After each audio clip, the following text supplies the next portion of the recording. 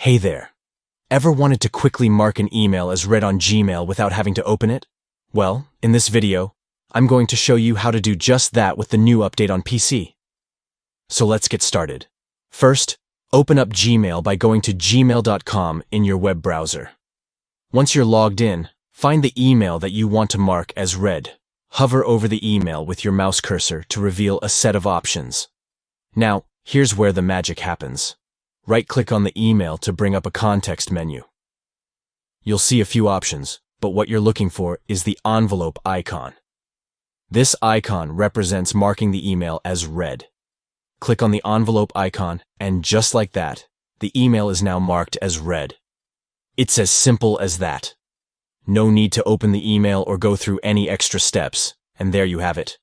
With just a few quick clicks, you can easily mark an email as read on Gmail using the new update on PC. So next time you're looking to declutter your inbox, remember this handy trick. Thanks for watching.